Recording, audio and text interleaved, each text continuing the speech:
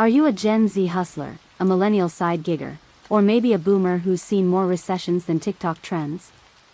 No matter where you land, one thing's surprisingly universal: we're all weirdly afraid to talk about money. You might share your mental health, your love life, even your bowel habits, but your salary? That's classified. Here's something a little strange: money is one of the most talked about topics in the world, and yet, not out loud. Not honestly. Not in the spaces that matter most. You might know what Beyoncé wore to the Grammys, what your high school classmate had for dinner, or what your coworker did last weekend, but not how they're really doing, financially. There's this electric fence around the topic, like speaking too openly will shock the social air. But you probably won't know this: researchers consider money to be one of the last great conversational taboos, right up there with death and religion. And yet, money touches everything. It influences how you sleep, eat, date, work, play, and plan. Why, then, does it feel so unsafe to bring it up? The answer is knotted in shame, silence, power, and centuries of programming. Over the next few sections, we'll unravel all of it. The goal isn't to fix how you feel about money tonight. It's just to notice, and maybe, gently, loosen your grip on the fear. Before you settle in, feel free to like the video if it brought you a little peace, and if you'd like to join us again, we'd love to have you back. Subscribe when you're ready. No pressure, just rest. Share something if you feel like it. Let's slowly drift into tonight's quiet moments together. Money, you'll notice, behaves almost exactly like language. It has grammar, budgets, dialects, investments, taxes, loans, and social norms. Don't ask what someone paid for their house unless you're very close, or very rude. And just like language, it also has its taboos. Things you simply don't say aloud in polite company. Psychologists call this phenomenon financial communication apprehension. It's the term for the anxiety people feel when discussing monetary issues, especially in personal contexts. Studies show it's as widespread as public speaking fear. And, oddly, it's not linked to your actual income. People with high net worths and people in serious debt both report high levels of discomfort when asked to disclose financial information. What's that tell you? It's not about how much you have. It's about what you think it means. Here's something interesting: anthropologists have long noted that money is rarely just a medium of exchange, it's a mirror. A mirror for status, morality, success, intelligence, and even love. That's why you flinch. You're not reacting to a number. You're reacting to the story you believe that number tells about you. The issue has sparked significant intellectual debate. Some scholars argue that capitalism itself breeds money secrecy as a means of protecting class hierarchy. Others suggest it's more primal, rooted in tribal survival mechanisms, where perceived weakness could mean exclusion. Either way, the result is the same. You've been trained, subtly, slowly, not to name your financial reality. Take a moment. Think back to the last time you felt uncomfortable talking about money. Was it when someone mentioned the price of something you couldn't afford? When your friend casually shared their six-figure salary? When your partner asked about credit card debt? The discomfort isn't random. It's cultural. It's systemic. And it's deeply emotional. In one mainstream study published in the Journal of Consumer Research, participants said they would rather talk about religion, politics, or even sex than their personal finances. Yes, even sex. That says a lot. Why does talking about dollars feel more revealing than talking about desire? Well, because money is measurable. Unlike your spiritual beliefs or political values, your financial status can be proven. A bank statement doesn't lie. And that makes it feel terrifyingly permanent. If you say you're struggling, it sounds like you're failing. If you say you're thriving, it sounds like you're bragging. There's no safe lane. It's either overshare or opacity. An odd but true fact: during the Victorian era, it was considered indecent to mention money directly in conversation. People went to elaborate lengths to talk around it. Instead of saying, "He's rich," they'd say, "He has means." Instead of asking what something cost, they'd say, "Is it dear?" The language got softer to make the topic less jarring. And while we've left corsets behind, thankfully, we've weirdly clung to that financial modesty. Now, you might think this is mostly about manners. Being polite. Not flaunting what you have, or don't have. But politeness is just the costume. Underneath, there's often shame, confusion, and fear. You fear being judged. Or envied. Or misunderstood. And so, you do what's safest. You say nothing at all. And yet, the silence doesn't protect you. It isolates you. It stops you from asking for a raise, from admitting debt, from sharing goals. It keeps you from financial intimacy. It breeds comparison, anxiety, and secret despair. Because if no one's talking honestly about money, how do you know what's normal? As your thoughts settle into this space, consider this: you're not weird for feeling awkward about money. You've been taught to be. The discomfort isn't proof of failure, it's proof of conditioning. And the first small rebellion is simply noticing. That shift in energy leads us into something else: the way money fuses with your sense of self. Because it's one thing to avoid a topic. It's another to believe it defines your worth. You wake up, check your phone, scroll past a perfectly lit breakfast from someone's Bali trip, a motivational quote about financial freedom, and a meme joking about being broke, again. Somewhere in that flicker of digital noise, a feeling creeps in. You're either behind, barely keeping up, or somehow failing. But you don't say that out loud. You just feel it. Quietly. Privately. Like a bad grade hidden at the bottom of your backpack. That's the sticky thread we're tugging on now, the link between money and self-worth. Because the truth is, money isn't just paper, plastic, or a few digits on a glowing app. It's your imagined scoreboard. Your self-assessment. Your value in numbers. Or at least, that's what you've been taught to believe. Psychologists call this phenomenon financial self-concept, your personal beliefs and emotions about your financial identity. It's not about how much you have, but how you interpret what you have. In other words, it's entirely possible to have money and still feel poor. Or to be broke and still feel secure. It all depends on the story playing in your head. Let's go a little deeper. Imagine you're at a dinner party. Someone casually drops, "I just got promoted, finally cracked 6 figures." Everyone smiles, nods, sips their wine. But inside, something sharp flares in your chest. Not because you're not happy for them. But because, somewhere inside, your brain files that moment under proof: "I'm behind." This isn't just about jealousy. It's about the internalized belief that your income equals your competence. That your net worth reflects your personal worth. And that's where the fear really lives, not in the money itself, but in what you believe it says about you. A 2020 study in the Journal of Applied Psychology found that individuals who strongly tie their self-esteem to financial success experience greater emotional distress during periods of economic instability. Even minor financial setbacks can spiral into self-doubt, shame, and identity confusion. So if you've ever felt like a failure because your bank balance dipped, guess what? That's not irrational. That's psychology. Just a quirky detail: in ancient Greece, a man's worth was publicly calculated and recorded every year. Literally. His name, income, and contribution to the state were displayed for all to see. So if you think LinkedIn is stressful now, imagine walking past your own financial report card every time you went to the market. Philosophers have long debated the nature of self-worth in capitalist societies. Some argue that tying identity to productivity is a modern affliction, others believe it's an ancient evolutionary strategy. Show strength, stay accepted. Show weakness, risk exclusion. Either way, the system now rewards the illusion of wealth more than the reality of well-being. Think about how you talk to yourself when you're not doing well financially. Are your words compassionate or cruel? Do you say things like, "I should be further along," or "I'm terrible with money"? Those phrases aren't financial facts. They're emotional verdicts.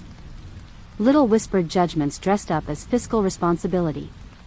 You might find this surprising, even high-earning professionals regularly experience financial shame. Therapists have reported clients making six figures who still feel not good enough because someone else is making seven. It's the classic hamster wheel of comparison. Always chasing, never arriving. And here's where it gets sneakier. Society applauds this mindset. Hustle culture tells you that more is always better. That rest is for the weak. That financial worth is moral worth. And so, you push. You stay quiet. You keep the shame tucked neatly between your budget spreadsheet and your student loan login. That internalization starts early. Maybe you grew up hearing phrases like, money doesn't grow on trees, or, we can't afford that. Or maybe the silence around money was louder than any words, a kind of ambient fear that filled the room every time the bills came in. Either way, you absorbed something. Something sticky. Something that still colors the way you see yourself when the topic of money appears. There remains considerable disagreement about whether these money self-dynamics are more culturally imposed or psychologically innate.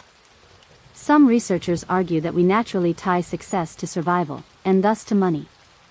Others say we've been systematically taught to confuse financial achievement with moral character. Either way, the result is this: you often believe that money says something about who you are. But what if it doesn't? What if money is just a tool? Just numbers? Just circumstances? You're not your salary. You're not your credit score. You're not the unpaid bill sitting unopened on your kitchen table. You're a person navigating a system designed to be both essential and elusive. And your value? It's not up for debate. Of course, this is easier said than felt. The wiring runs deep. But noticing the wiring, that's the first untangling. Like realizing that the anxiety you feel when a friend mentions their savings isn't envy or inadequacy, it's conditioning. You've been trained to flinch. And flinching doesn't mean you're weak. It means you've been absorbing quiet lessons about money your whole life, many of them harmful. But like any old habit, they can be unlearned. Gently. Gradually. One awkward conversation, one quiet moment of self-kindness at a time. As your thoughts soften and settle, notice the little whispers in your mind. The voice that says you're behind. That you should have more. That you're not enough. Thank it, and then let it go. That voice learned its lines from the world. You don't have to keep repeating them. That softness brings us to the next layer, where the money story actually begins. Because most of what you believe didn't start with you. It started in your living room. Your kitchen table. Your parents' voices. Your family's silences. Let's go there next. You're sitting at the kitchen table as a kid, watching the adults exchange looks. Something just arrived in the mail, maybe a bill, maybe a bank statement, and the air changes. Your parents don't say much.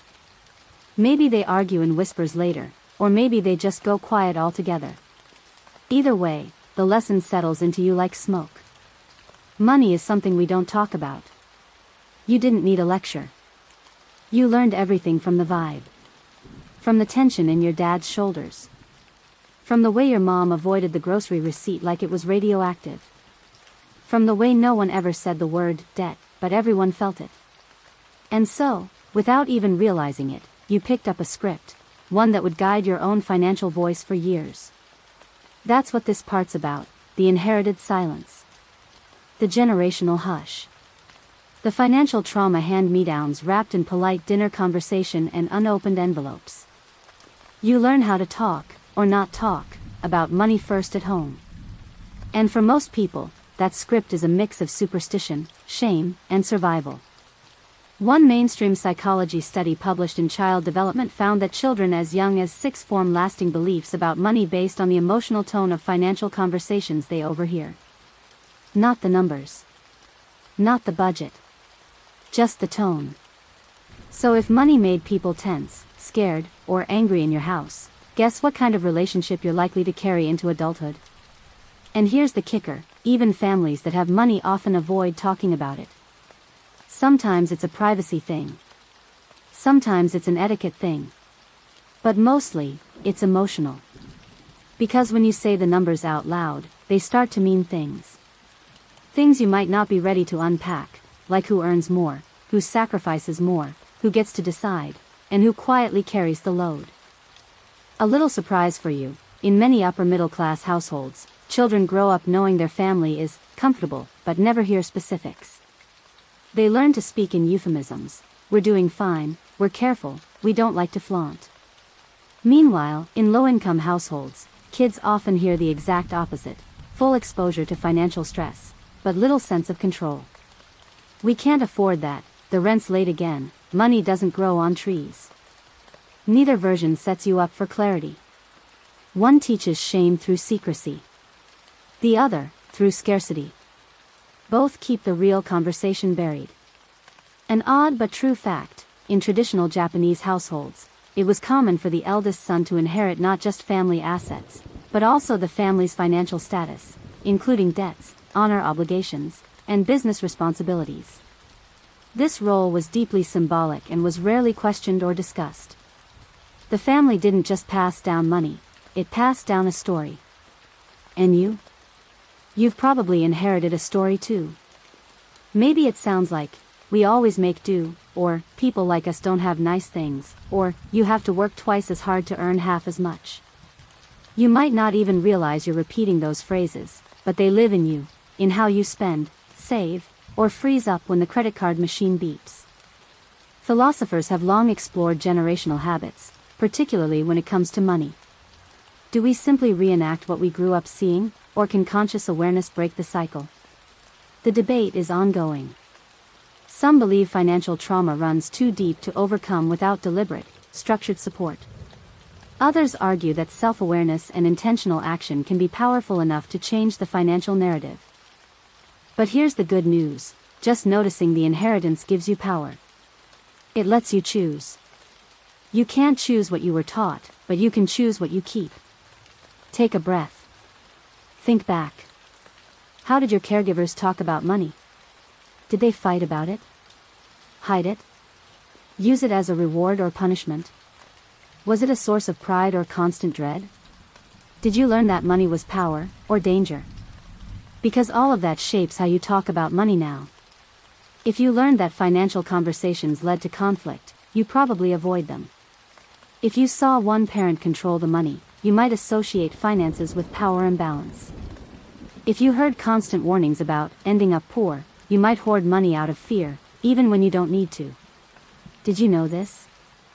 Some therapists now treat financial trauma the same way they treat childhood emotional neglect.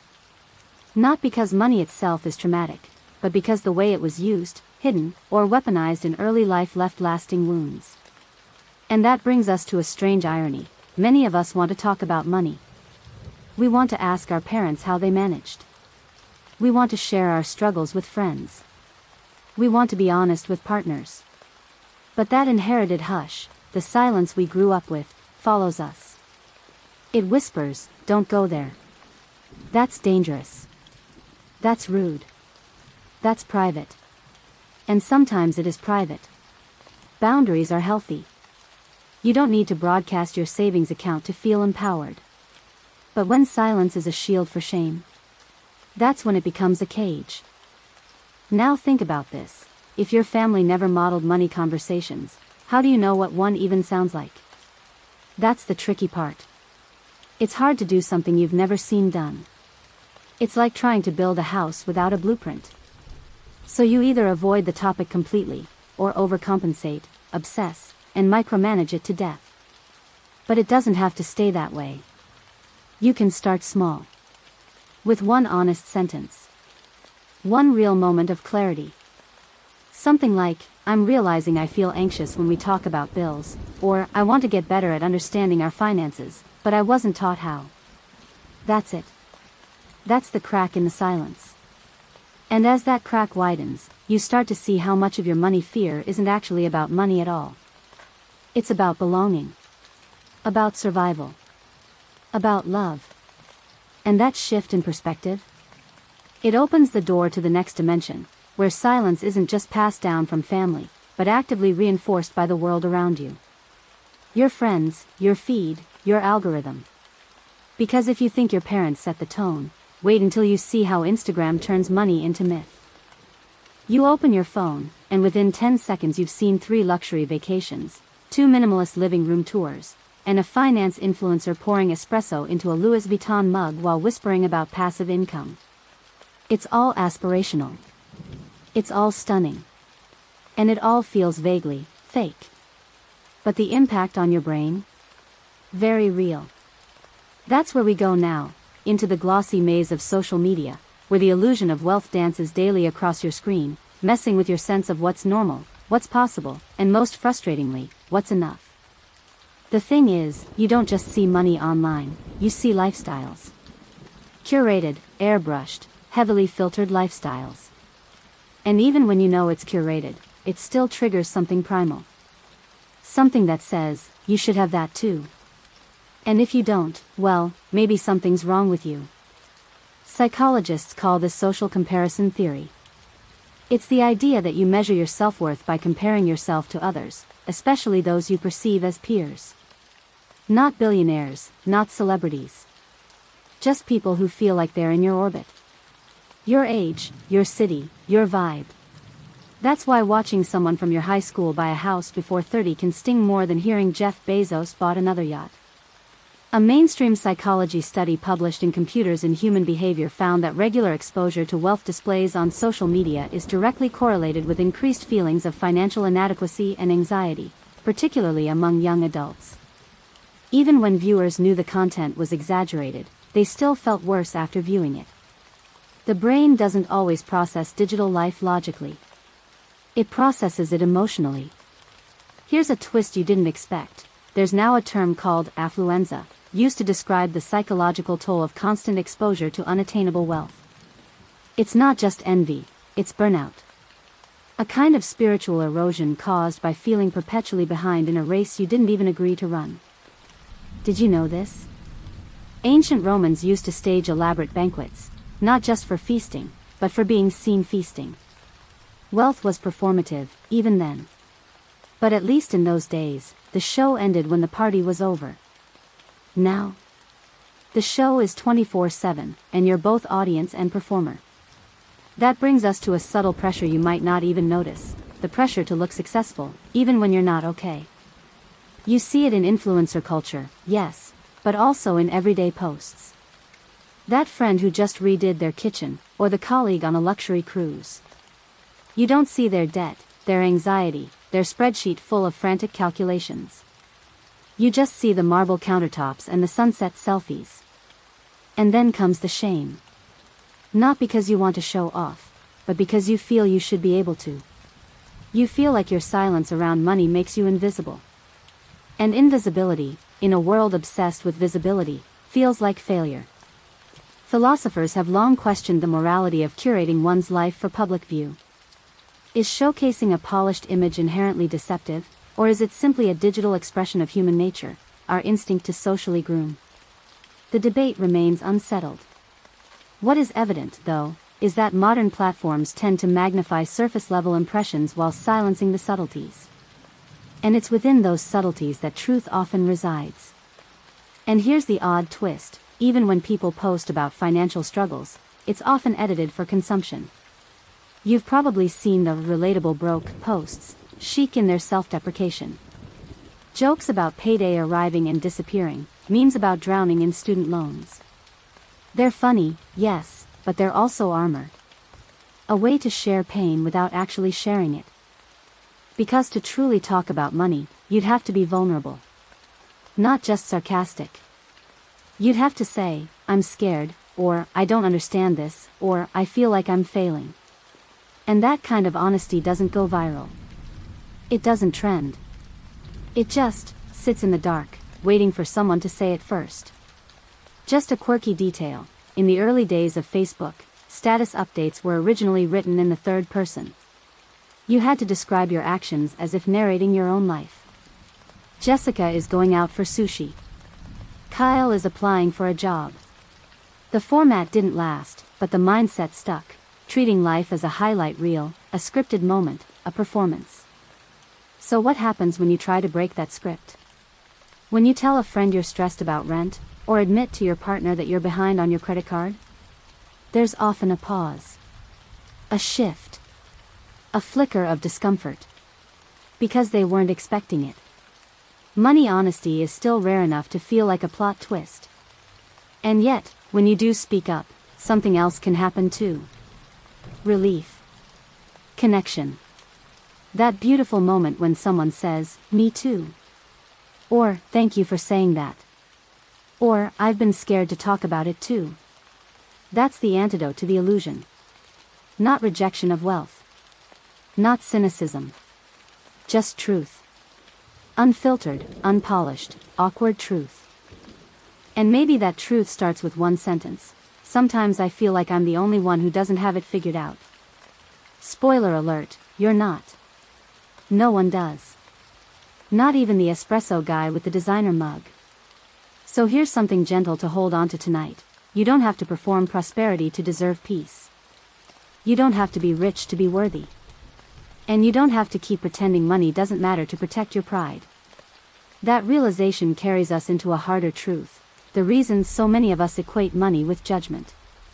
Because this isn't just about lifestyle envy or Instagram filters. It's about a much older system. One that tells you what you're worth, and what you deserve. It's called capitalism.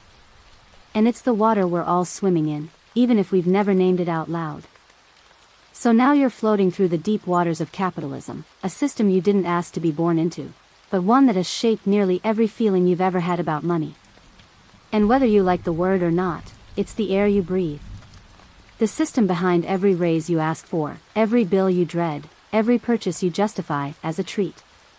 And in this system, silence isn't just social, it's strategic. Because in capitalism, your value is often tethered to your output. Your worth is reflected back to you through numbers, your paycheck, your property value, your productivity tracker. So talking about money, especially the absence of it, starts to feel like revealing a performance review. And no one wants to get caught reading their own low score out loud. You might think, but money is just practical, it pays the bills. Yes, but you live in a world that's told you what you earn is who you are. That story is sticky. And it's not just your own inner critic repeating it. It's employers, insurance companies, school systems, landlords, and even dating apps. Think about it. When was the last time someone's profession didn't immediately change how you viewed them, even slightly? Here's a fun fact. In corporate America, there's an unspoken rule that discussing salaries with coworkers is taboo, even though it's entirely legal. Why? Because silence protects inequality. If everyone knew what everyone else earned, those quiet, systemic gaps, like race-based or gender-based pay disparities, would suddenly be impossible to ignore. Silence isn't neutral. It benefits power.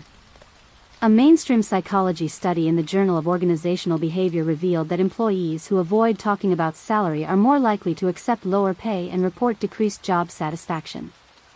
The less people know, the less they advocate for themselves. And the less they advocate, the more the cycle continues.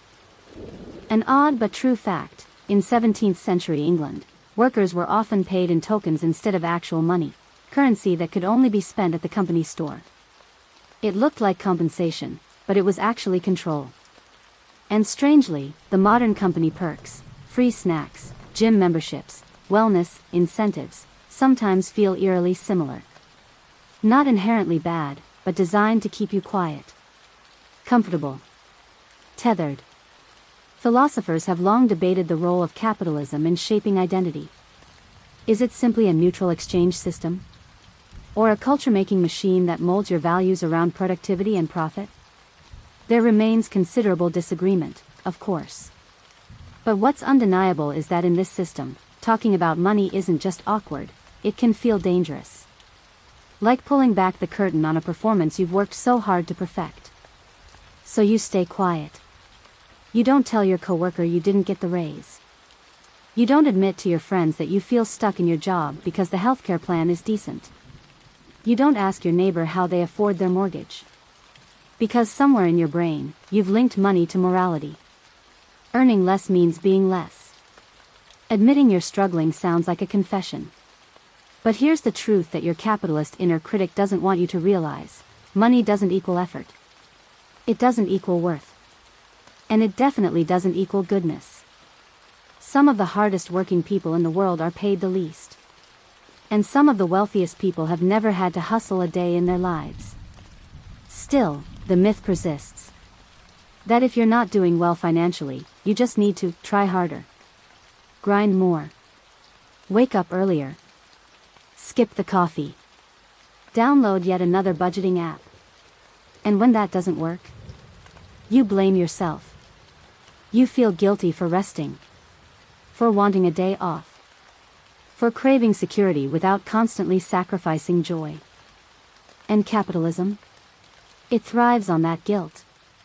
Because the guilt keeps you working. Keeps you scrolling. Keeps you buying tiny treats as rewards for the burnout you never asked for. A weird little bonus. The term, keeping up with the Joneses, comes from a 1913 comic strip that parodied middle-class Americans competing with their fictional wealthy neighbors. Over a century later, that same pressure has simply gone digital, except now the Joneses live in your phone, filtered and algorithm-boosted, available 24/7 for comparison. You might be wondering, if we're all feeling this, why aren't we talking about it more? Well, that's the magic of the system, it isolates. It makes you feel like your anxiety is personal, not structural. Like you're the only one not thriving in a world that keeps whispering abundance is just one mindset away. But abundance doesn't mean anything when basic needs cost more than most people make. So what do you do with all this? First, you notice. Noticing is rebellion. Noticing that the system wants you tired, quiet, and confused. That it rewards those who already have, and asks the rest to explain why they're not catching up. Then, you start speaking, carefully, gently, strategically.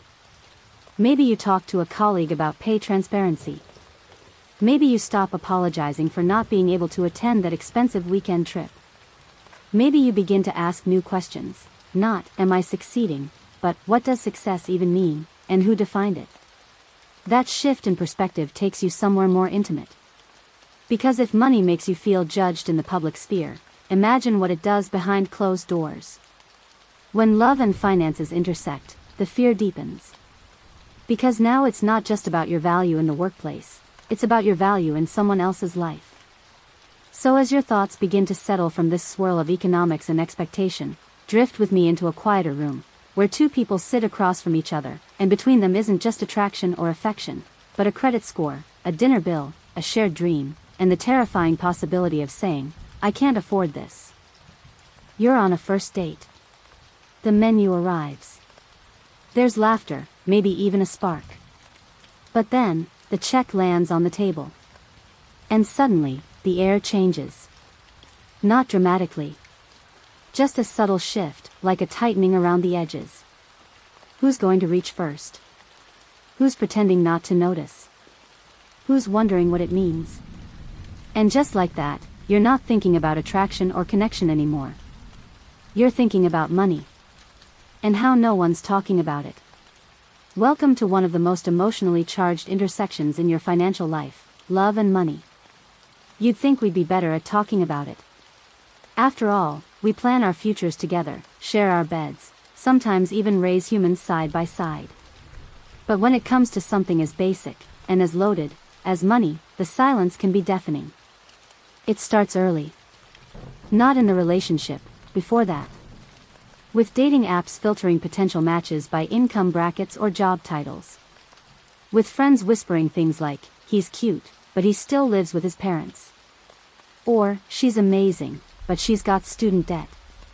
Money gets folded into attraction like an invisible ingredient. No one admits it out loud, but everyone tastes it. Psychologists call this financial compatibility bias. It's the subconscious belief that someone whose money habits match yours will make a better long-term partner. And to some extent, it's true. A 2017 study in the Journal of Financial Therapy found that couples who have similar attitudes about spending and saving report higher relationship satisfaction over time. But here's the twist, most couples don't talk about those attitudes until it's too late.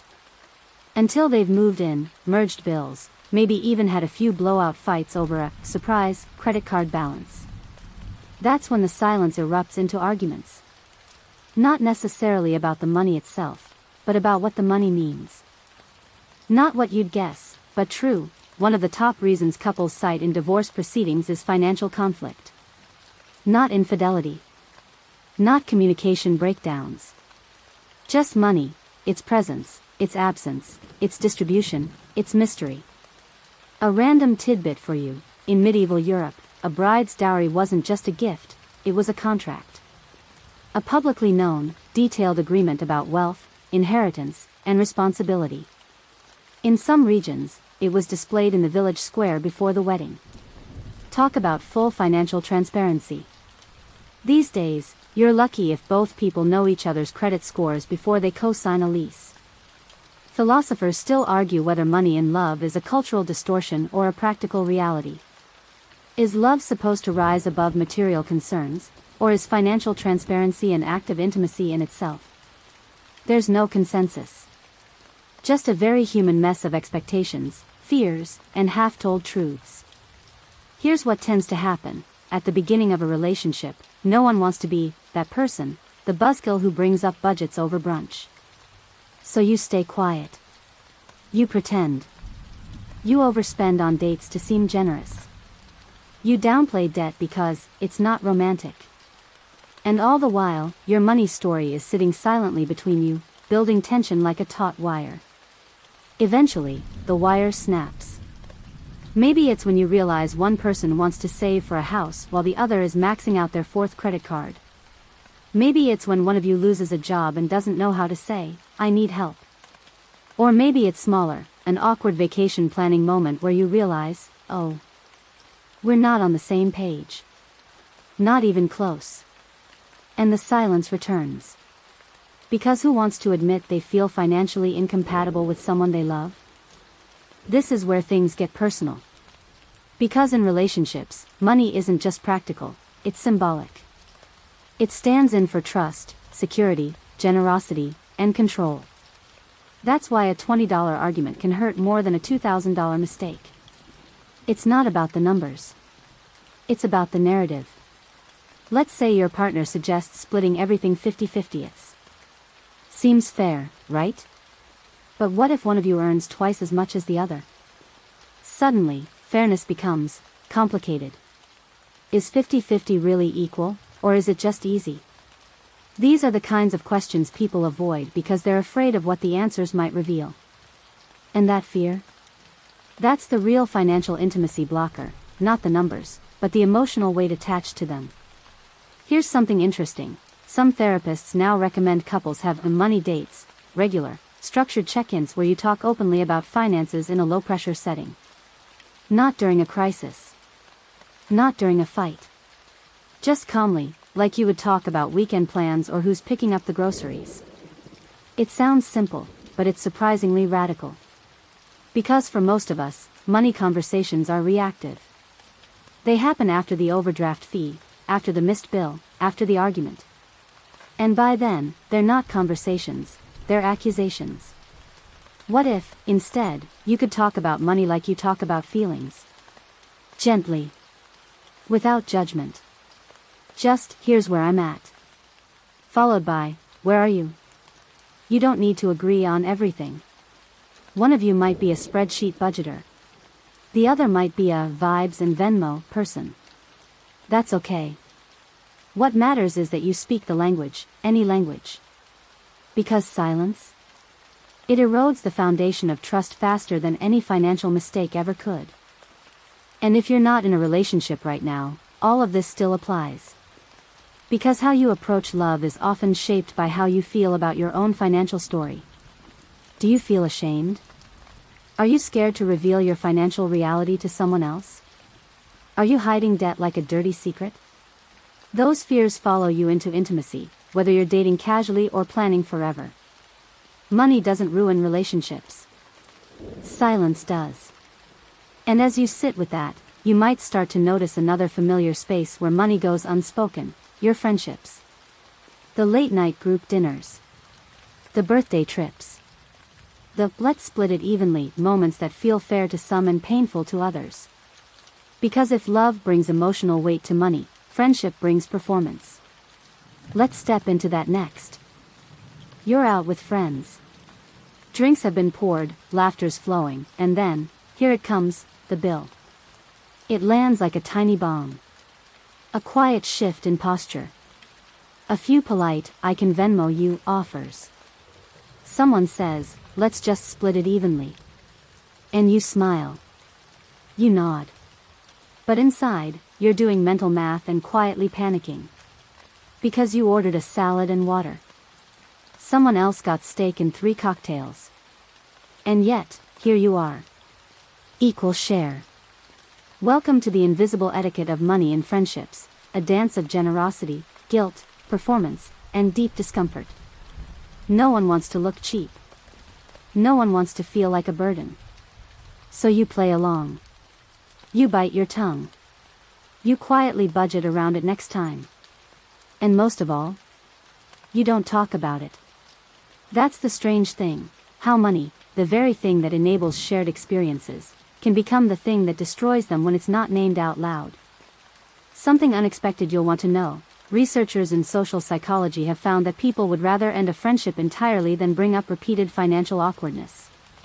A 2019 study in the Journal of Social and Personal Relationships showed that unresolved money tension, particularly around perceived fairness, led to faster erosion of trust than nearly any other type of interpersonal conflict. Not betrayal. Not ghosting. Just bills. Something you'll want to know. In some collectivist cultures, like in parts of West Africa or Southeast Asia, financial support among friends is expected and openly discussed. If you've got it, you share it. If you don't, you ask. And there's no shame in that.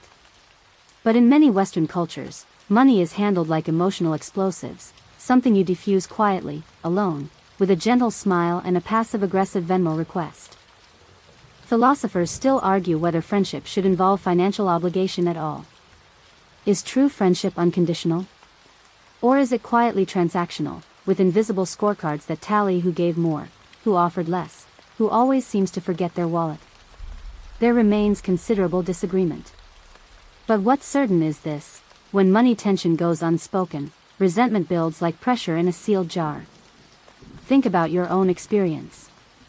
Maybe you've had a friend who always wanted to go out when you were broke, and you didn't want to be the downer.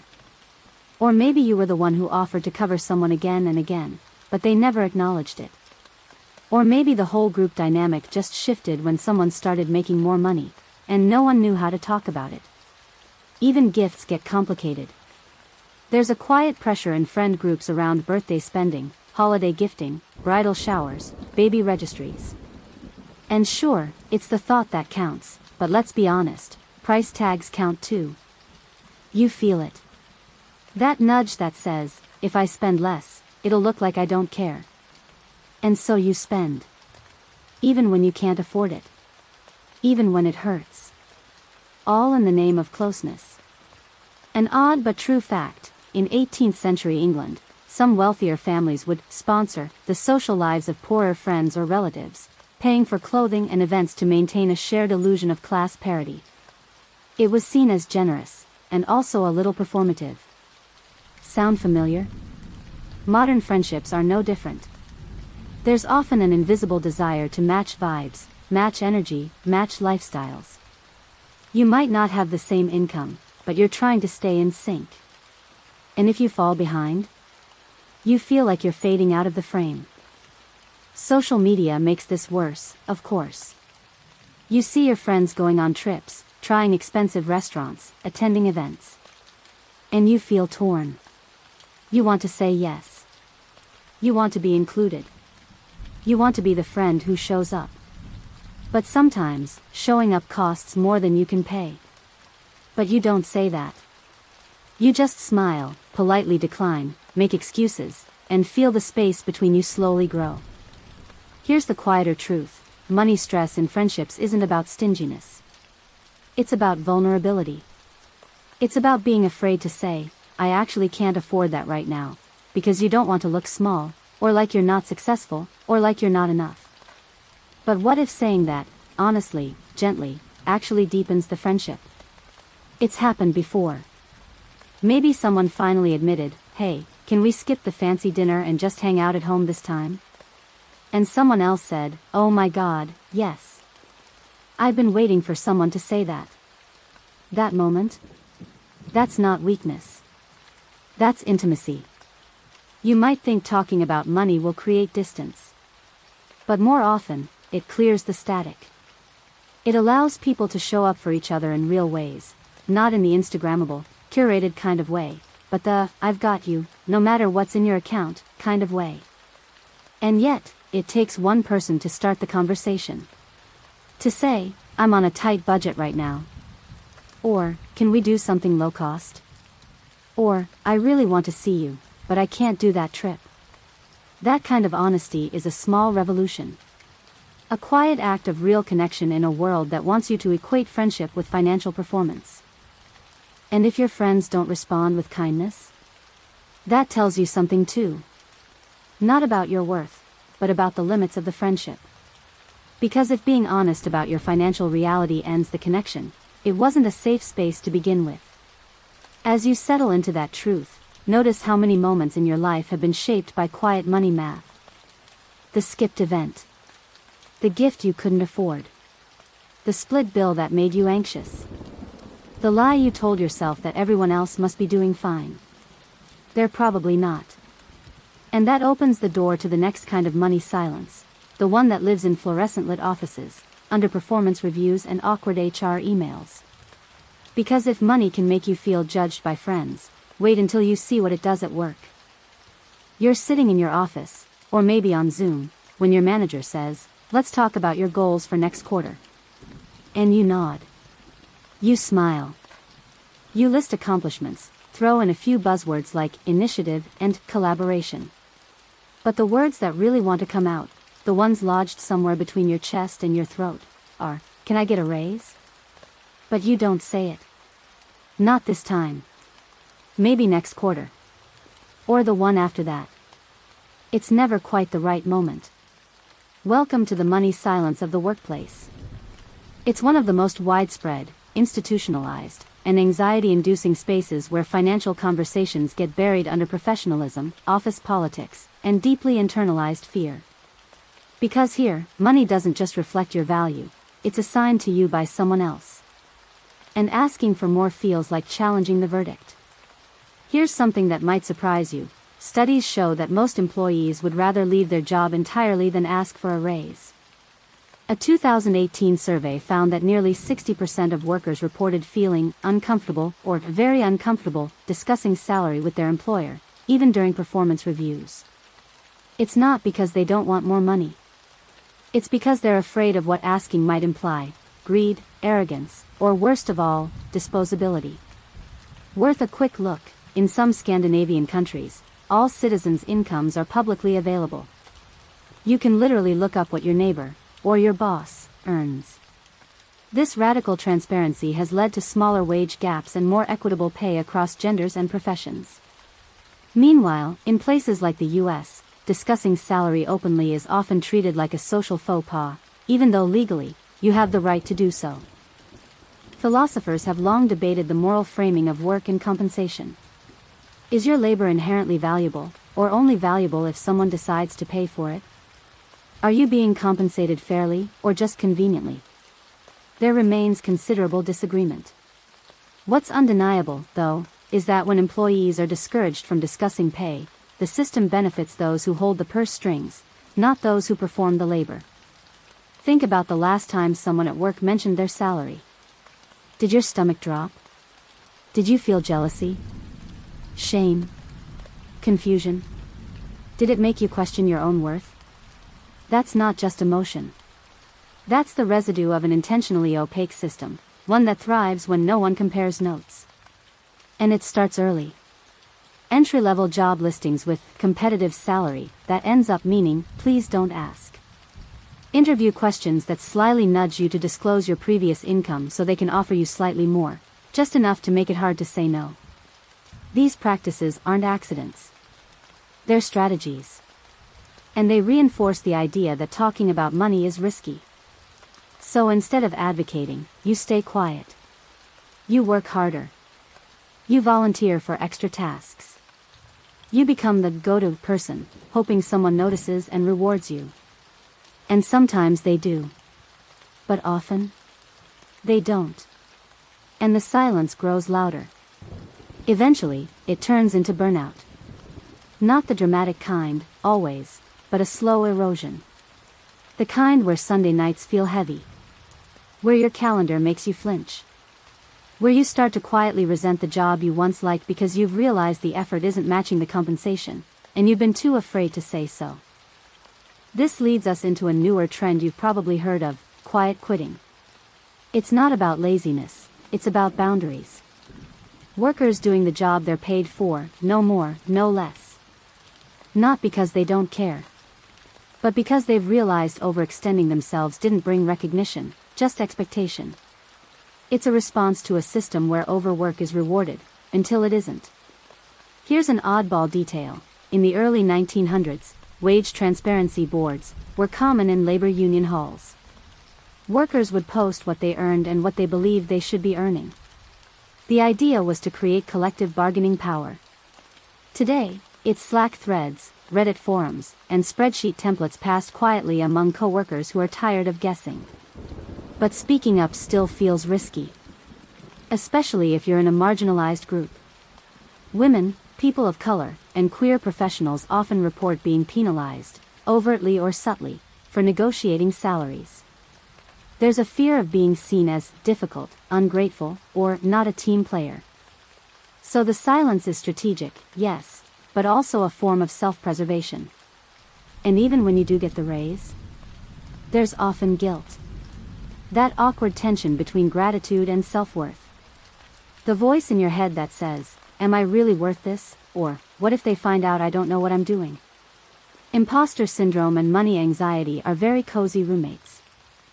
But what if the solution isn't a bold leap into confrontation? What if it starts smaller, by asking colleagues you trust, "Hey, are we being paid fairly?" Or reviewing job market data before your next review so you walk in with facts, not fear. Or simply practicing the sentence, "I'd like to talk about compensation." Say it to your mirror. Say it to your plant. Say it until it doesn't choke you. Because transparency is contagious.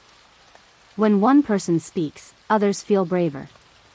And slowly, the silence begins to crack. You might also need to redefine success. Not as climbing endlessly, but as feeling aligned, between what you give and what you receive. Between how you show up and how you're valued. Between your needs and your boundaries. Work doesn't have to hurt. Advocacy doesn't have to feel like mutiny. It can sound like clarity. Like honesty. Like saying, "I love this job, and I want to stay. But I also need to be paid what I'm worth." And if the system isn't willing to meet you there, that's not your failure. That's your cue. So as we leave behind the conference room and the quiet resentment of underpaid hours, let's widen the view. Because money silence doesn't just live in you, it lives in your culture. Your language. Your customs. And next, we explore how the way you talk, or don't talk, about money is shaped by where you're from, who raised you, and the rules that lived in the air long before you knew their names. You're back home for the holidays. Maybe it's a small kitchen filled with the scent of something familiar, or maybe it's a living room where you've learned to navigate tension as gently as furniture. Someone brings up work. Another mentions a neighbor's new car.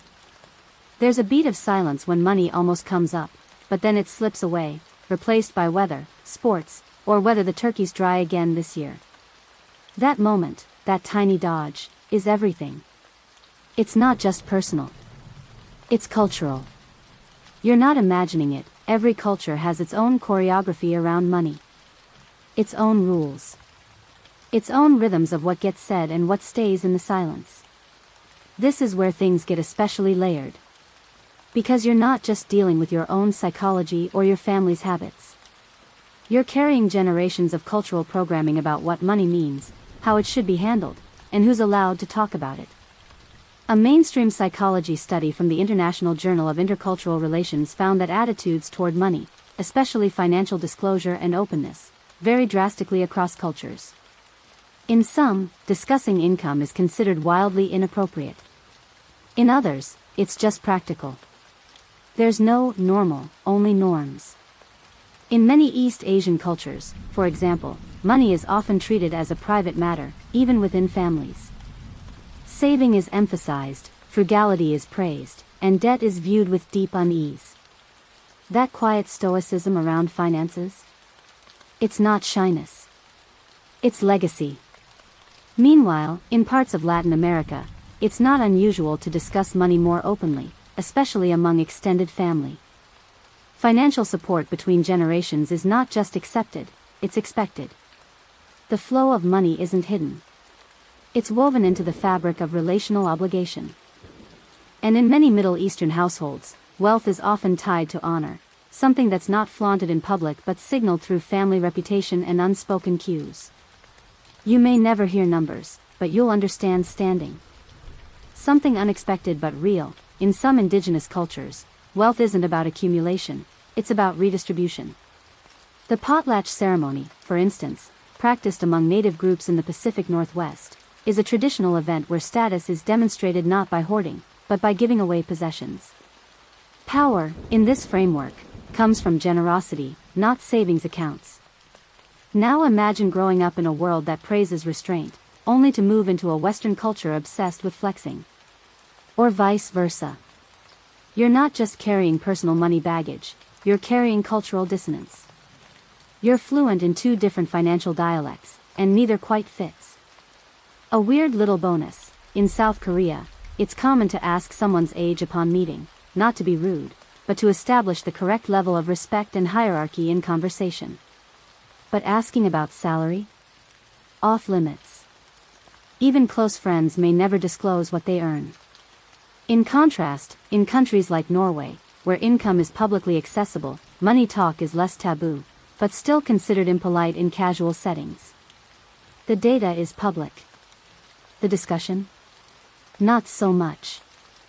Philosophers have long wrestled with the idea of value and whether it can ever hold the same meaning across different cultures.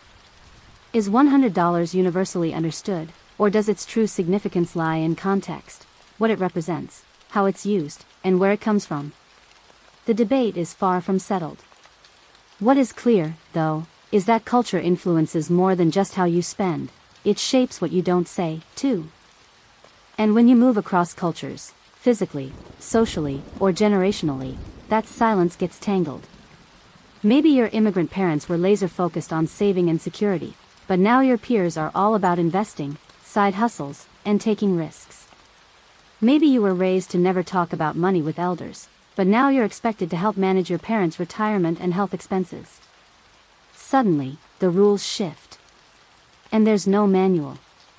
This is where intergenerational tension often sneaks in. You might want to talk openly about money with your family. You want to understand the budget, the future plans, the debts hiding in drawers. But asking feels like crossing a line. Not because they don't trust you, but because in their world, financial openness feels like disrespect. So you learn to code switch. You speak one way with your friends, another with your family. You share Venmo requests in one group chat and split cash quietly in another. You learn to read the room. You learn to sense which culture is in control at any given moment, and whether this is a time to speak or stay silent. And sometimes, you're caught between. Especially if you're a first-generation anything.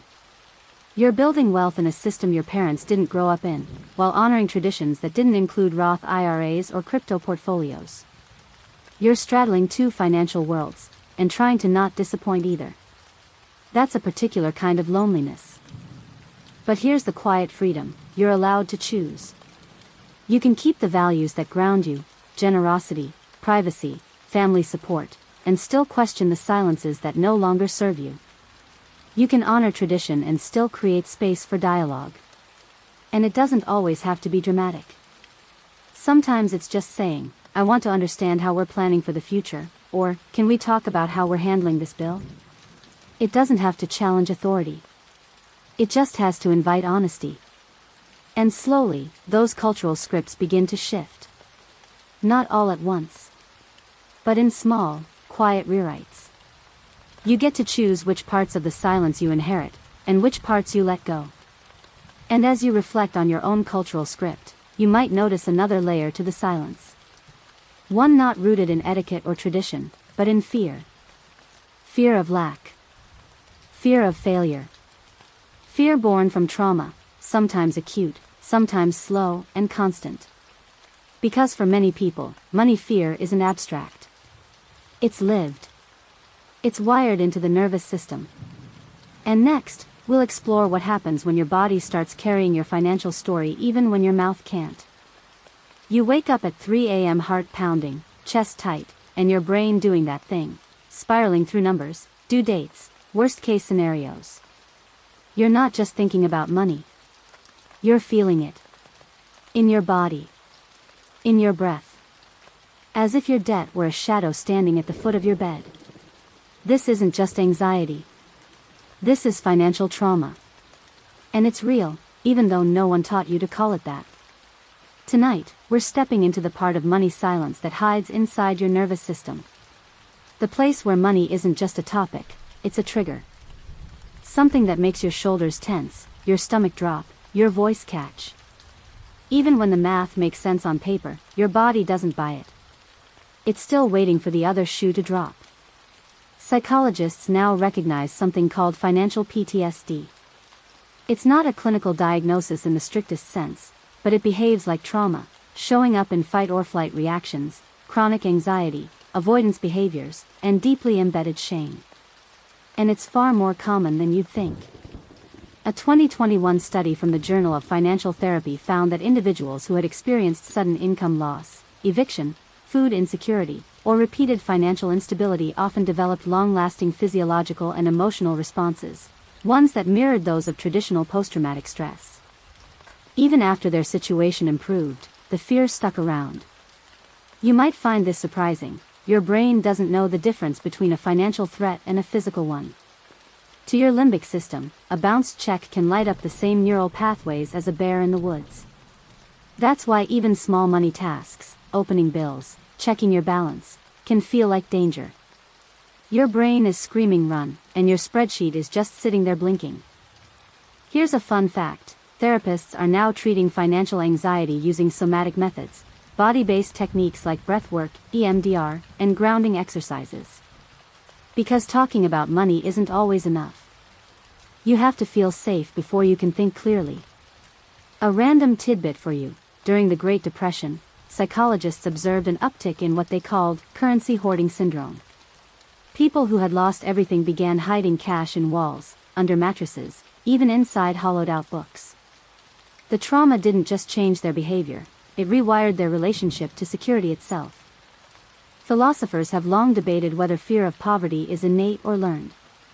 Is it hardwired into our survival instincts? Or is it a social construct, created by systems of competition and scarcity? There remains considerable disagreement. But what's clear is this: for many people, money fear isn't about the numbers.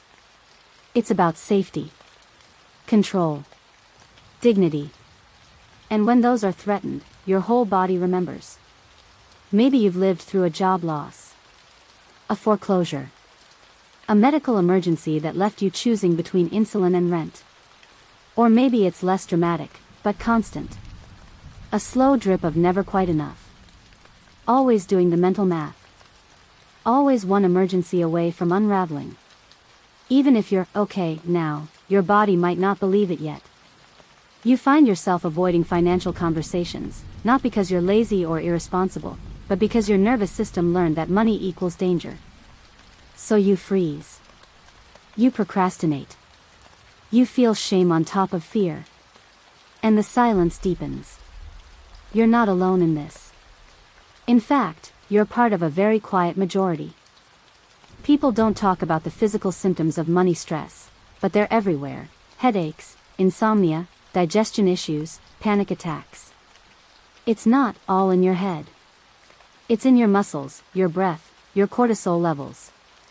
And it doesn't go away just because you finally saved a little or paid off a credit card. That's why healing isn't just financial literacy. It's nervous system literacy. It's learning to sit with that tightening in your chest and say, I see you. I know where you came from. And I don't have to let you steer anymore. It might mean starting with micro steps. Like opening a bill while breathing slowly. Like looking at your bank account without immediately reaching for distraction. Like saying out loud, this makes me anxious, but I'm doing it anyway. That's bravery. That's the first step out of trauma and into agency. And agency isn't about having perfect control over your finances. It's about reclaiming your sense of choice, even when things are hard. It's about being able to say, yes, this is scary, but I can meet it with kindness, not shame. You might even start to notice patterns. How you freeze up before payday. How you overspend when you're stressed. How you avoid checking your balance after a night out. These aren't flaws. They're trauma reflexes. And once you name them, you can begin to soften them. That softness doesn't come all at once. It comes in waves. A little more space between the fear and the reaction. A little more compassion when you mess up. A little less shame when you ask for help.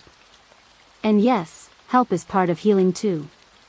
Therapy, support groups, financial coaches, even trusted friends. Because trauma thrives in isolation. But it eases in relationship. In safety. In presence.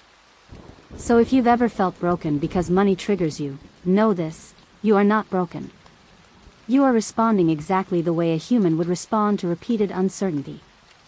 That doesn't make you weak. It makes you aware. And that awareness? That's a crack in the silence. Which brings us to the next tangled thread, where fear and shame meet morality.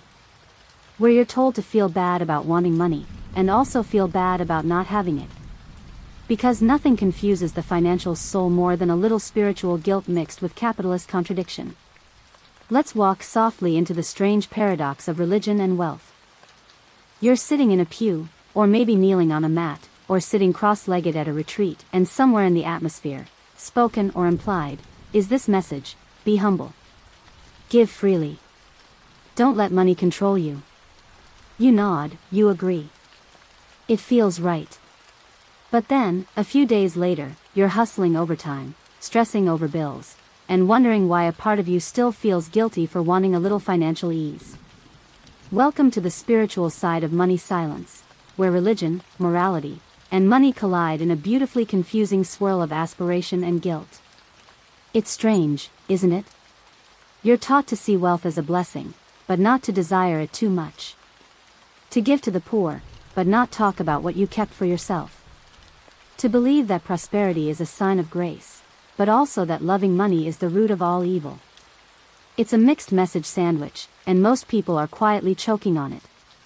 A mainstream psychology study from the Journal of Psychology and Theology revealed that individuals who were raised in strict religious environments often develop a subconscious belief that wealth is spiritually dangerous, while simultaneously believing that financial success is a sign of divine favor.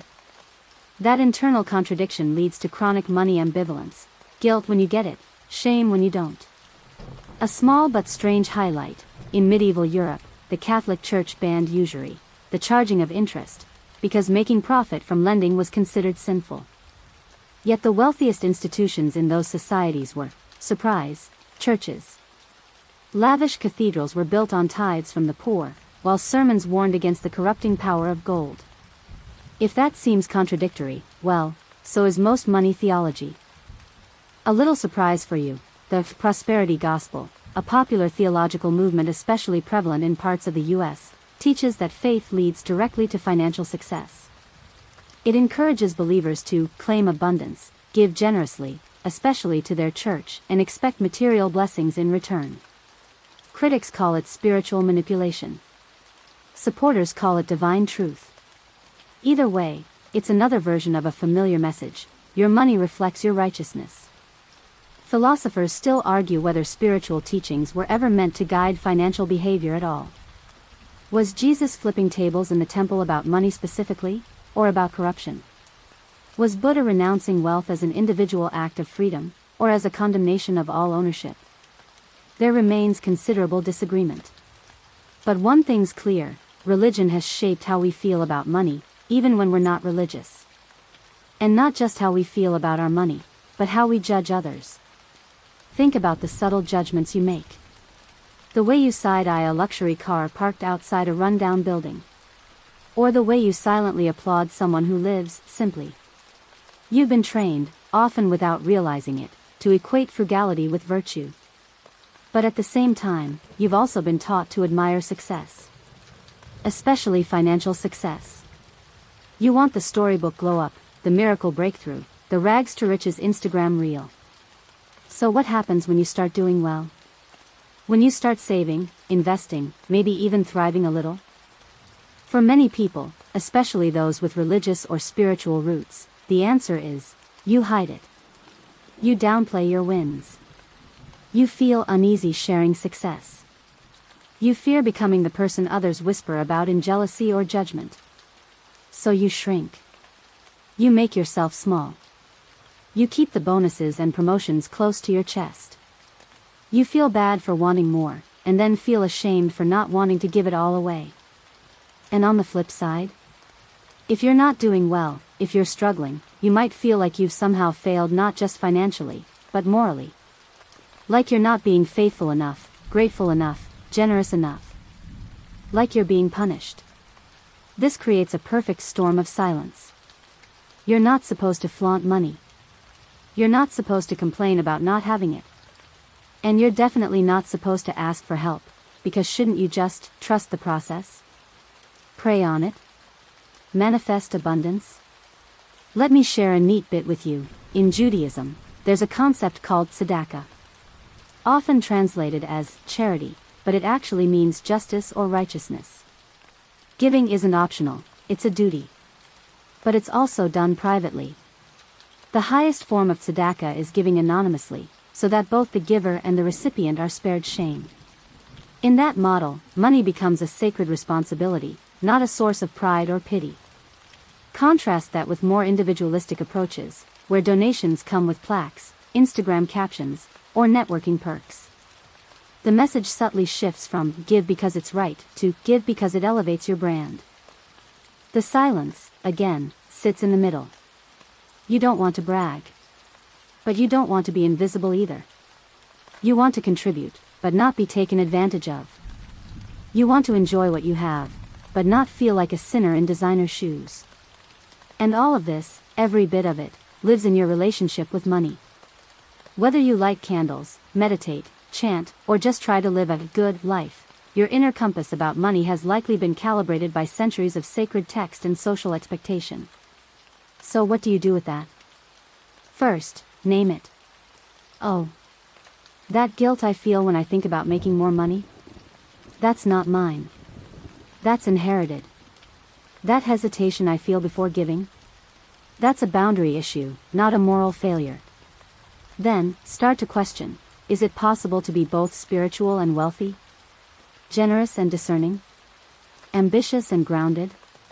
Yes. But it requires clarity. It requires rewriting the script that says money is either holy or corrupt. It's neither. It's a tool. A reflection. A magnifier. And you get to decide what it magnifies. As your heart settles from these larger-than-life concepts, heaven, hell, humility, and hope, let's bring it back to something very earthly. Very human. Because no matter how spiritual or secular your background, there's one area where money shame tends to live the loudest, inside women's wallets. Let's step now into centuries of pink taxes, unequal pay, and quiet money power. And why so many women still whisper, even when they're holding the check. You're sitting at brunch. Your friend gets the check, reaches for her card, and says with a smile, I got it. And someone replies, almost reflexively, look at you, boss lady. It's meant as a compliment. And maybe it feels like one. But underneath, there's a subtle undercurrent. Money, power, and gender still aren't sitting at the same table comfortably. This is the realm where money silence takes on a particularly gendered form. Because when it comes to women and wealth, the rules shift. The expectations twist. And the fears multiply. You're supposed to want independence, but not be too ambitious. You should earn well, but never talk about it. You can manage the household budget, but let's not call it financial power. Psychologists refer to this as gendered financial socialization, the way girls and boys are taught different money roles from a young age. Boys are taught to think in terms of wealth building, investments, income, ambition. Girls are taught to think in terms of thrift, saving, budgeting, caregiving. The message is subtle but clear. Money is something men go out and get. Women figure out how to make it stretch. A mainstream study in the Journal of Economic Behavior and Organization showed that women are significantly less likely to negotiate salaries than men, even when they have the same qualifications and experience. Why? Because when women do negotiate, they're more likely to be viewed as demanding or unlikable. The same assertiveness that's praised in men is often punished in women. So the silence isn't just cultural. It's strategic. It's survival. Something a bit unexpected, in Victorian England, married women were legally forbidden from owning property. Anything they inherited or earned belonged to their husbands. This wasn't overturned in many places until the late 19th century. So if your grandmother was taught to rely on a man for money, and your mother was taught to be careful with hers, your hesitation to say, "I want to be wealthy," didn't come out of nowhere. Philosophers have long questioned whether money carries an inherently masculine identity, or if it's power itself that history has framed through a masculine lens. The debate continues. But one thing is clear, in many societies, women are still more often celebrated for making do with less than for creating more. You've probably felt it. That flicker of discomfort when you talk about your salary. That impulse to downplay a financial win. That instinct to not mention how well your investments are doing, or to nervously laugh when someone calls you rich. Even the words we use carry weight. A man is a provider. A woman is high maintenance. A man is assertive with money. A woman is materialistic. A man deserves success. A woman got lucky. And heaven forbid she earns more than her partner. Cue the jokes, the judgments, the defensive posturing. Studies show heterosexual relationships often experience strain when women out-earn men, not because either partner is inherently insecure, but because society doesn't give them a script for how to talk about it without bruising someone's ego. So what happens? Silence. Again. Women keep financial secrets, not because they're being sneaky, but because they're protecting peace. Sometimes it's a secret stash, just in case. Sometimes it's hiding debt because they're afraid of being seen as irresponsible. Sometimes it's playing smaller in front of family to avoid questions like, "So when are you finally going to settle down?" Did you know this? As of the last decade, women control more than $30 trillion globally in assets. They're starting businesses faster than men. They're earning degrees at record rates. And yet, women still disproportionately lack access to high-level financial education, investment opportunities, and legacy wealth structures. Why? Because financial systems were never designed with women in mind. And even now, participation often feels like an uphill climb through jargon, gatekeeping, and old boys clubs. Something you'll want to know: some financial advisors are now designing women-centered wealth planning models that prioritize relational goals, supporting family, giving back to community, long-term security, over aggressive profit maximization.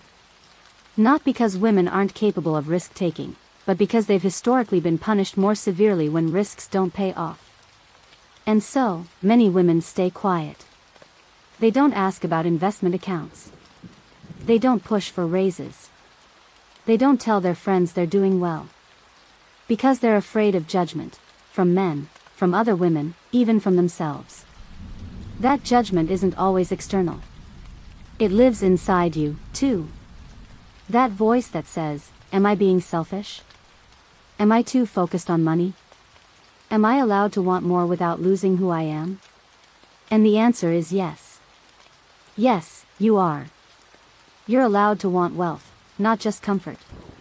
You're allowed to be visible, not just humble. You're allowed to talk about money, not just manage it quietly. But first, you have to untangle the rules you were given. You have to ask yourself, who taught me that ambition isn't feminine? Who told me I should be grateful for whatever I get? Who made me believe that earning more might make me less lovable? Because those stories? They're someone else's. And if you identify outside the traditional gender binary, you already know the script is even messier. Non-binary and queer individuals often face both invisibility and exclusion in financial spaces. The systems weren't built for your experience, and yet, here you are, rewriting the narrative anyway.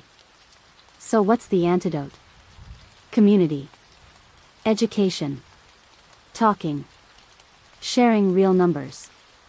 Being the person who says, I make this much, or here's how I negotiated that. It's not bragging. It's resistance. It's legacy building. It's modeling a world where money conversations aren't shameful, they're empowering. As you sit with this truth, you might also feel a sadness. For the generations of women who weren't allowed to speak. Who kept the books for the household but never had their own accounts. Who handed over their paychecks. Who saved pennies in jars while pretending everything was fine. And maybe part of your healing is speaking for them, too. But if we're going to talk about money wounds, we can't stop here. There's one wound that lives deeper still. Quietly. Desperately. In the back of your mind and under your breath. Debt. The big D. The monster in the drawer. The secret that eats at your peace and makes you want to disappear rather than open another email. Let's walk into that shadow together next. You're staring at your bank app. Again. There's a red number. Or maybe just a small one. Either way, the feeling's the same, tight chest, clenched jaw, a kind of emotional nausea. You know you should face it. You know ignoring it makes it worse. But still, you lock your screen. Maybe tomorrow. Maybe not. Debt. The word itself feels heavy. Sticky. Shameful. Not just a financial state, but a personal failing. At least, that's what it feels like. And that feeling? It's exactly why you don't talk about it. Tonight, we step into the heart of Money Silence's deepest chamber, the one marked with minimum payments, phone calls you avoid, and unopened envelopes.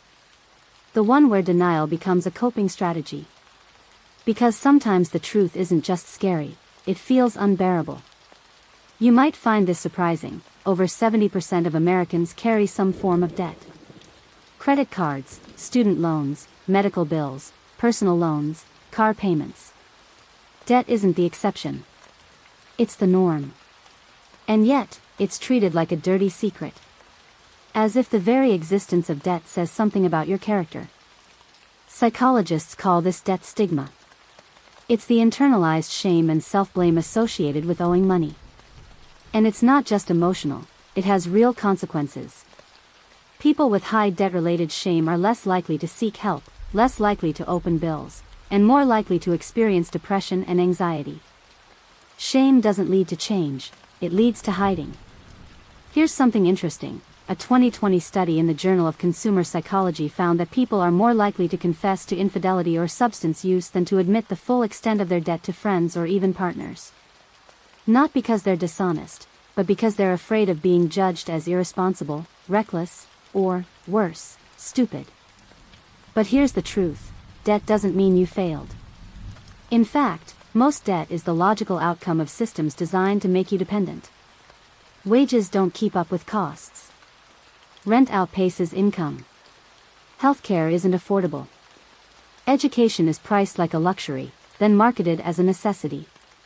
And when you can't pay outright, you borrow. And when you borrow, you pay interest. You play catch up. You fall behind. And you get blamed for it. Philosophers have long debated whether debt is a moral failing or a structural injustice.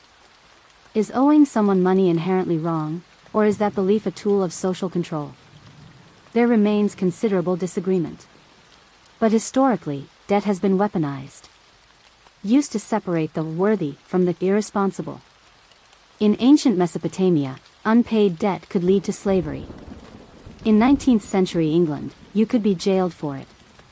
Today, your credit score haunts you like a bureaucratic ghost, silently affecting your job applications, housing options, and insurance rates. Just a quirky detail, in medieval Iceland, debt disputes were settled publicly, on a special stone platform known as the Law Rock. People would air grievances and settle financial scores in front of the entire community. Humiliating? Probably. But at least no one was pretending it didn't exist. Now, most of us fight our battles with debt alone. In silence. And often, in secret. Maybe you've done this, avoided checking your balances. Skipped the email from your lender. Chose the minimum payment just to feel like you did something. And then punished yourself with guilt. Promised to be better. Swore this was the last month you'd fall behind. That spiral? That's not laziness.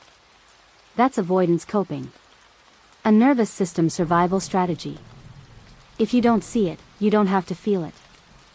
But the feelings still show up. Late at night. In dreams. In the way you flinch every time a bill arrives. In the fact that you can't relax, even when you're not actively spending. That's the thing about debt, it becomes background noise. Always humming. Always reminding you that something is due. And it gets lonelier because everyone's pretending they're fine. You think you're the only one who made mistakes. But mistakes aren't even the issue.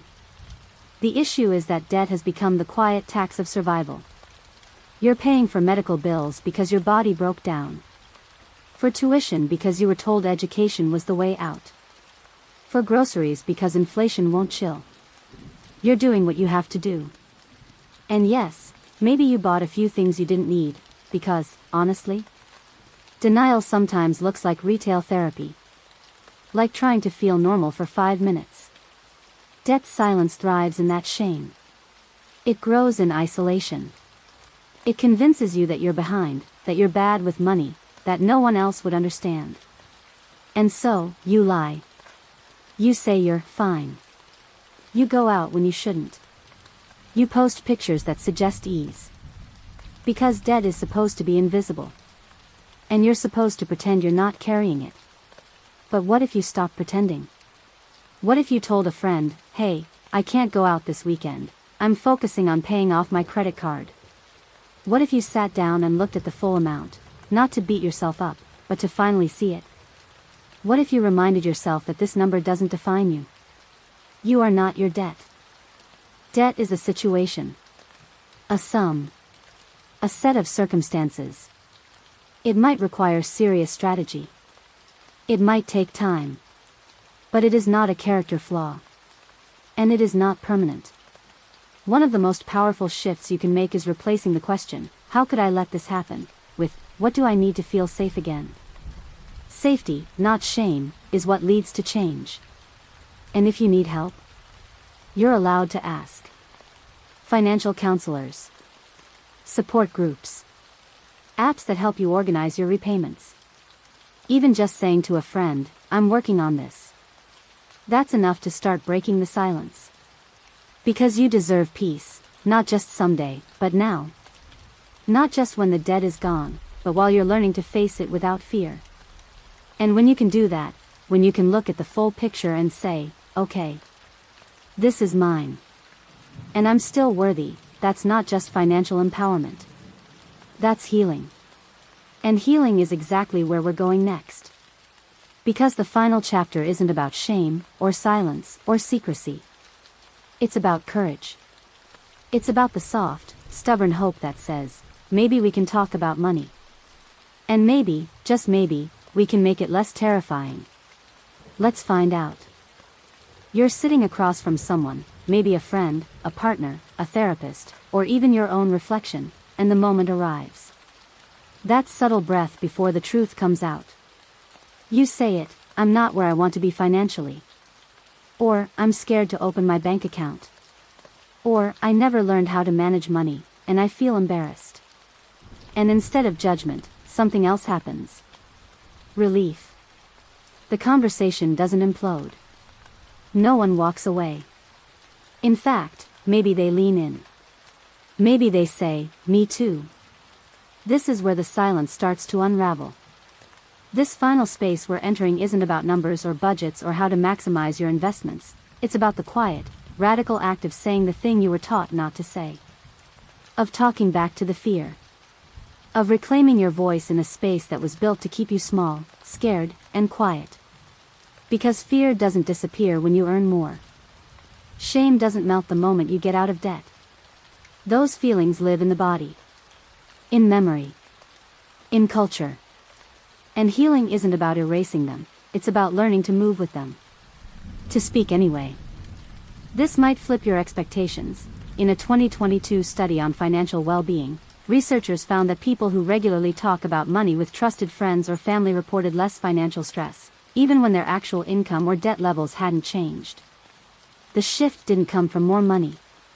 It came from more connections. A little-known truth: in therapy, there's a technique called exposure response prevention. It's used to treat anxiety by gradually facing the fear, gently, in small steps, until it loses its grip. You can do that with money too. Start by saying the word debt without flinching. Say, "I want to be rich," without laughing it off. Say, "I don't know how to budget," without apology. Small sentences. Big freedom. A weird little bonus: in ancient Sumeria, one of the oldest written languages ever discovered was used primarily for accounting. Clay tablets tracked grain, sheep, and labor. The first writing wasn't for poetry. It was for money. That tells you something. Money language has always held power. Maybe that's why speaking it, really speaking it, still feels so tender. Philosophers still argue whether we can ever be free from systems we're born into. Is financial liberation a real thing, or just another story we tell ourselves to cope with the grind? There remains considerable disagreement. But one thing is true: individual agency matters. What you say, what you teach, what you model. These things ripple outward. So where do you start? Maybe with one safe conversation. Maybe with a question. Maybe with yourself, writing down all the things you believe about money and asking, "Who taught me this? And do I still want to believe it?" You can rewrite the script. You can say, "I grew up believing talking about money was rude. But now I think it's necessary." You can say, "I'm learning that money doesn't define my worth." You can say, "I want to understand, not because I'm greedy, but because I want peace." And when you do, you begin to reshape the narrative. You stop seeing money as something that owns you and start seeing it as something you can interact with. Make choices around. Be honest about. You stop saying, "I'm just bad with money," and start saying, "I'm learning." That's the shift. Not perfection. Not immediate wealth. Just curiosity. Openness. The courage to speak where there used to be silence. Maybe you'll be the first in your family to talk openly about income.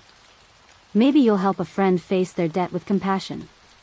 Maybe you'll model for your kids that money conversations can be normal, even loving. And maybe, when you hear someone else whisper the fears you once carried alone, you'll say what you wish someone had said to you: "It's okay. You're not bad. You're not behind. You're just human." Because that's all any of this is. Human. Messy. Tender. Real. And in a world that constantly tells you to perform, to hustle, to hide your insecurities behind a nice bag and a fake smile, choosing honesty is an act of rebellion. Choosing to talk is a gift. Choosing to care, even when it's uncomfortable, is the first step to freedom.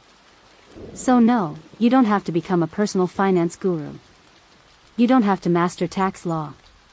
You don't need a color-coded investment plan with 3 IRAs and a crypto strategy.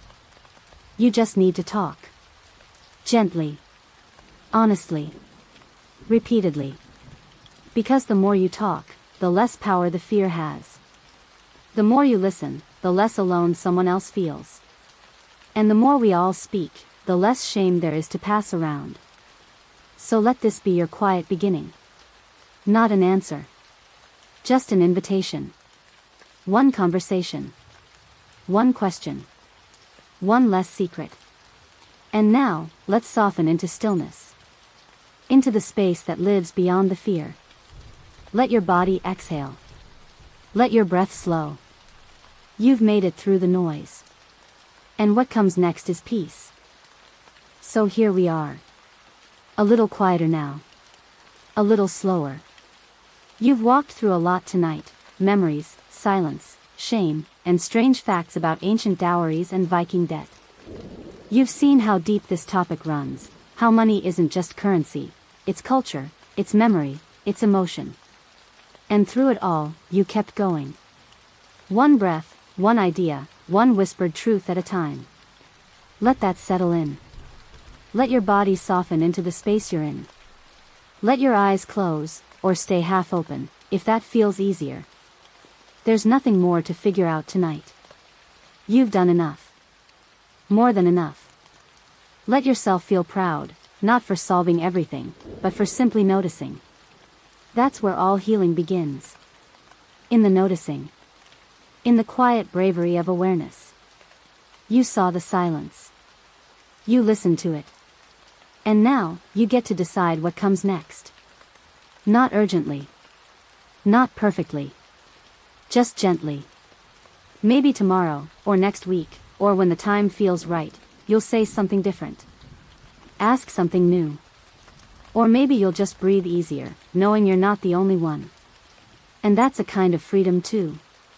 So for now, just rest. Let your thoughts drift. Let your body carry the softness forward. Let your heart feel held, even in the parts that still don't have answers. You're okay. You're growing. And that's more than enough. Sleep well, sweet soul.